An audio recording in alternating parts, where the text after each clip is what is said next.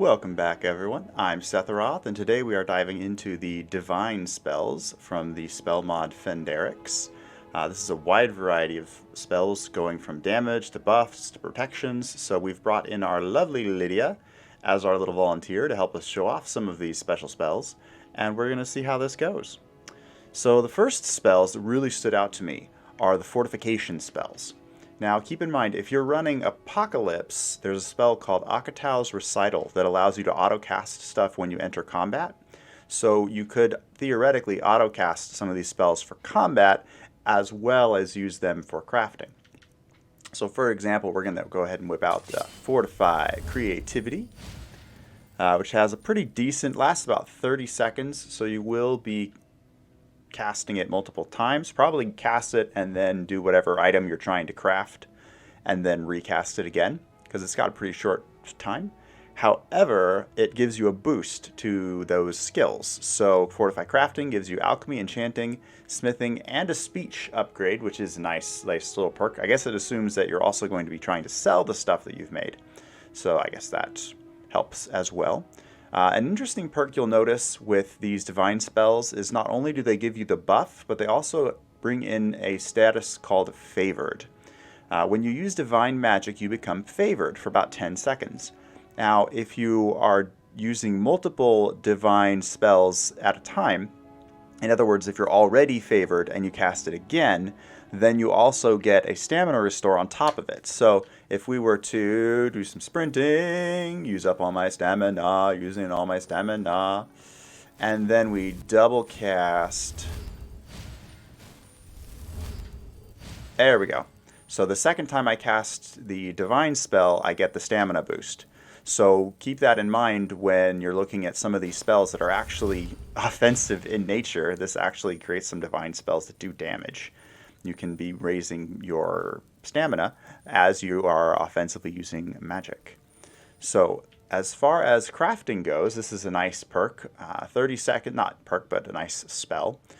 Raises all of your crafting abilities. And you know what? Let's see what it did for us here. So my enchanting is now 40. Smithing's 35. Let's go ahead and just give this a few seconds to wear off.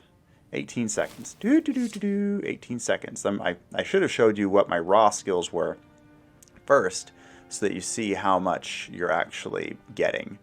So let's see if I can remember correctly. We were looking at 40 enchanting and 35 smithing. And now that the spells have worn off... Oh, okay. So we were looking at a plus 30 to your crafting skills from this buff. Keep in mind, my restoration is at 100. Obviously, this is a modded character for demonstration purposes. But yeah, so at level 100, you'll be able to cast this crafting spell and give yourself 30 additional skill points in whatever you are trying to craft. And the best part is that is not all, because we also have these other little tasty tidbits, such as Fortify Dexterity. This one will be a favorite for... Oh, wait, that includes fortifying stamina? Well, now I have to look at this. Okay, so if you fortify dexterity, you're going for your thief build, right? So that will give you your archery boost, as well as your lockpicking, your sneak, and increases your stamina. Is it increasing your stamina by 30 as well? Might be increased. Well, I guess we're going to have to wait about 24 more seconds. I really need to look at my core stats first. But no, so I'm guessing it's, for the skills at least, it's an additional 35. Yep, so my pickpocketing is 5 because I didn't get any training in that when I started. Same for lockpicking. So it's a straight plus 30 to your skills. I'm wondering how much it's boosting my stamina, though. We're going to give that just a few seconds to wear off, and then we will know what that looks like. Meanwhile, you might admire what our lovely Lydia is looking like these days. This is courtesy of, I believe it's the mod Bijan, that overhauls a number of females in Whiterun, and I can't argue with the results. I do like that it doesn't make her look over the top, but she still looks like she can handle herself, I guess, is what I'm trying to say. She doesn't look like a 110-pound model. Oh, okay. All right. So notice my stamina is now 100. So this fortify, let's see, we did fortify dexterity gives you plus 30 to those skills and 75 more stamina, which means if we try Fortify Magic, we're going to check what the Magicka is before we cast this. Magicka is currently at 325. Now we're going to boost the magic skills. Okay, fortifying all. Okay, so fortifying magic, interestingly enough, fortifies illusion, restoration. Let's just have a look here. Alteration is up, conjuration, destruction, illusion, and restoration. Interesting, this one doesn't provide a magicka boost in the same way that we got a stamina boost from fortify dexterity. But still, I have a sneaky sensation that this is going to be a huge buff. How are our magics looking today? 130! Holy crap!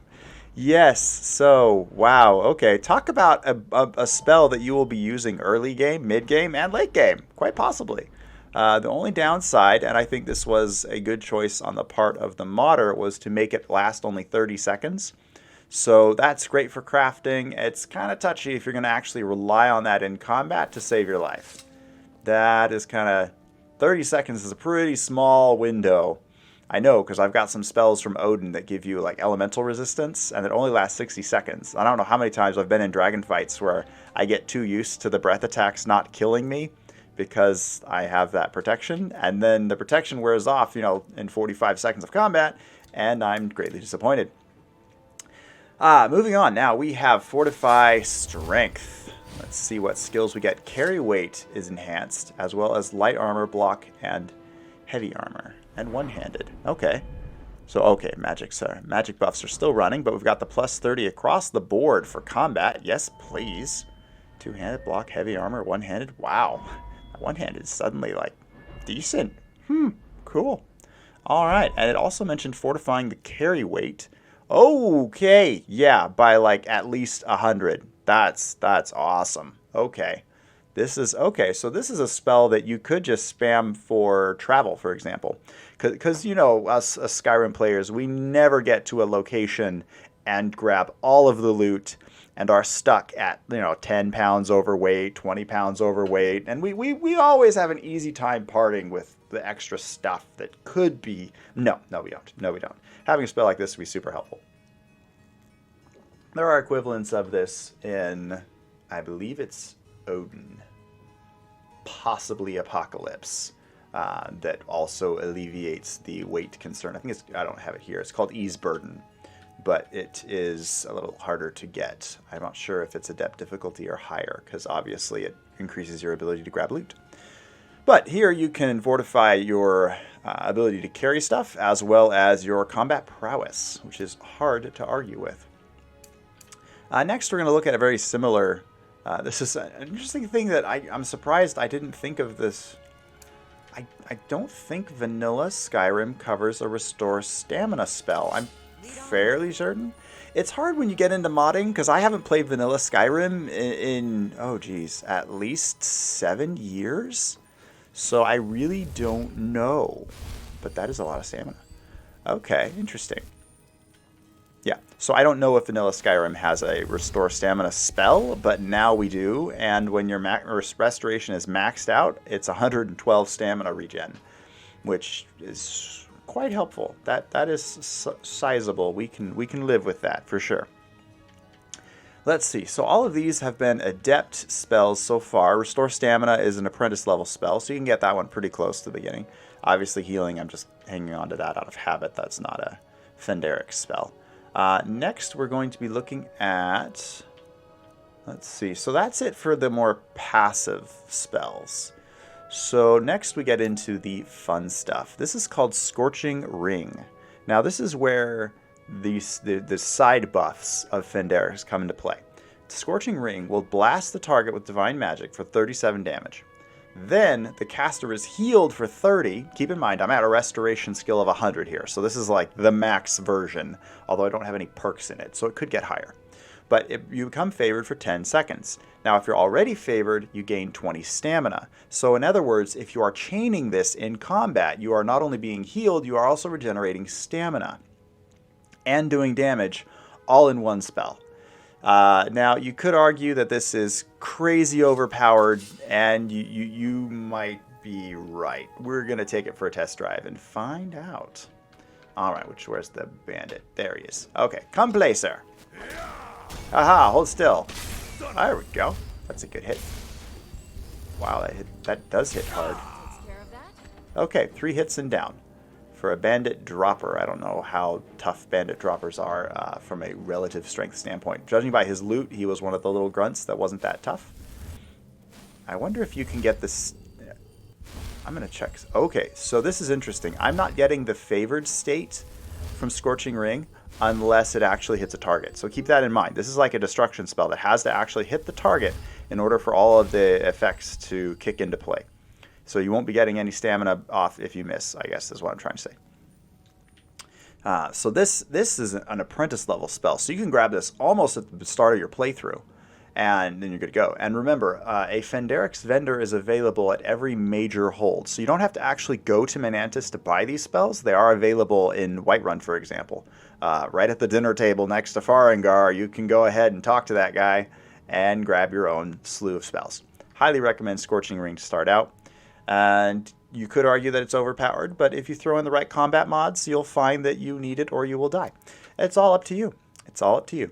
Next we have Purifying Flames. Barrage an enemy with divine magic for 37 damage per second. So this is going to be a concentration spell. The caster is healed by 30 and becomes favored for 10 seconds. Caster's favored gets 20 stamina. So I'm assuming... We're just going to test this out real quick. Alright, so that uses your stamina. I'm not seeing that favored state, so I'm wondering if that then you need to hit a target before you can trigger the favored state.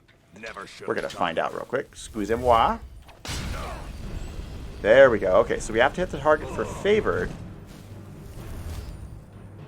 Oh, excuse me. I am a worshiper of RK right now, and they have a little trick here. Occasionally, bodies will be marked for purification by RK, and that boosts your favor. It's kind of a fun little tidbit from Winter Sun. Oh, dude, and it leaves you hollowed remains, and you can still get loot. That's nice. That's a little shout out to Winter Sun right there. Very nice. Okay, so that is a concentration-based spell, but you have to be hitting the target in order to get the favored condition. And if you're already favored, you'll get stamina. Keep in mind, if you're trying to chain the effect so that you continuously get stamina back, you're going to have to continue recasting this and hitting the target with it multiple times, so that, because when you hit the target is when it actually triggers that buff. So if this is like a boss fight and you're just wailing on a dragon for 40 seconds, you're only going to get that buff with the stamina at the start when you start casting the concentration spell. But every time you recast it and hit a target, that will re-trigger the buff. So that's just something to keep in mind. I was going to show this later, but let's go ahead and do this now, because Purifying Flames is a good spell to use to test this. So remember when we were trying different elements of magic, they interact with each other, right? So fire and ice create steam. Darkness creates a condition called corruption, which is the opposite of what restoration does, the favored state, right? So if you've got a target that is corrupted, and then you hit it with divine magic, beautiful things happen. Or so I've been told. I actually haven't tested this out myself yet, so we're going to find out all together. And hopefully it works the way I hope it will. So, darkness first, and then... Whoa! Hi! Okay, well, that was no joke. That was... Whoo! Combine the two, things explode. Good to know. Okay, so that was combining darkness magic with restoration with divine magic, which is kind of cool when you think about it. Like from an RP standpoint, this would be a character that channels like the powers of Daedra and the power of the divines and uses them in synergy. I don't know like if that's like an Oathbreaker paladin from D&D or what, but that's like a theurgist, I guess, from the earlier versions of D&D that like can combine. Oh no, that's combining arcane with divine magic. My mistake. Anyway, so I don't know. Comment below some kind of a fantasy or comic book character that has both the magics of the darkness and the light and uses them in tandem for increased effect. Because for some reason my brain is not thinking of one, but it's on the tip of my tongue. Anyway, so that's a cool little interaction there, that light purifies darkness and, by explosion, which I believe, let me just check the stats here real quick.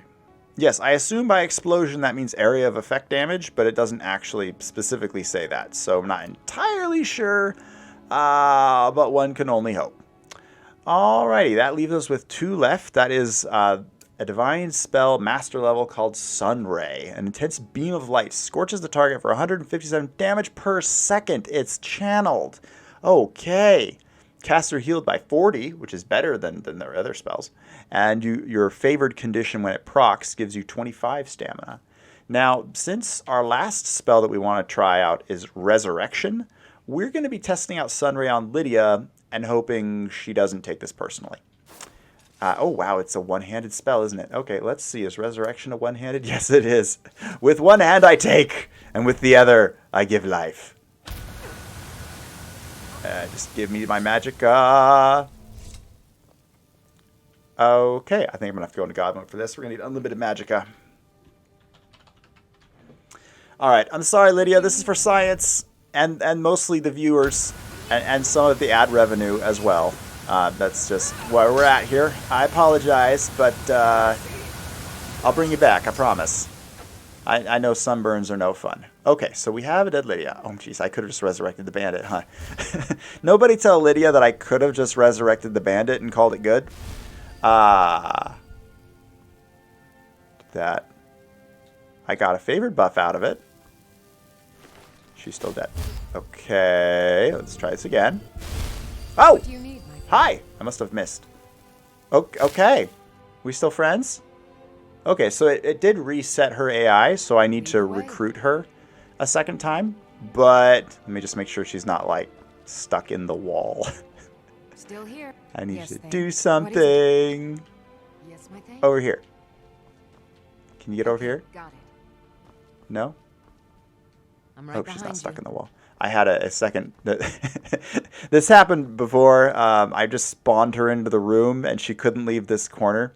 I got attacked. I was being attacked by a bandit, and she could not come help. So let's spawn a bandit here and see if we can snap her out of the hole. Huh? Oh no! I'm under attack! Come over and help me, Lydia, please. Wow, that is quite the beam of energy. Okay, she might be stuck. Okay, so... Oh, maybe... we just move the body away from the walls. That's convenient. Alright, with one hand, I take life. And with the other hand... wow, I bring you back to incinerate you and kill you again. Oh, you can... oh, geez. Using these two spells together, you can be one very mean person. Killing you once wasn't satisfying enough. I'm gonna have to do it again. Oh. Ooh, you can also name in the comments below. What is the NPC to which you would condemn being slaughtered and then resurrected and then killed again? What NPC in Skyrim do you hate so much that you have to watch them die a second or a third or a 12th time? Just out of curiosity. And I'm going to say Nazim because that's obvious for various reasons. Okay, so that, I believe, is it. There we are. Thank you so much for joining me on my little exploration of these divine spells from the Phenderix spell mod. Feel free to like my channel, and like my video, subscribe to my channel. And next week we will have another 10 of these because there's like 20-something divine spells. Like they make it so much easier here to have a divine caster restoration type playthrough than some of the other mods that I've dealt with, and certainly better than vanilla. I don't know why this guy's remains are at an angle. That's cool. Okay, I think that is it for me. I hope you guys are having a wonderful day. We will take one more look at our poor stuck Lydia. Always be careful when spawning NPCs just at random. It can mess stuff up. But I hope you guys are having a wonderful day, and I will see you all in the next video. Take care.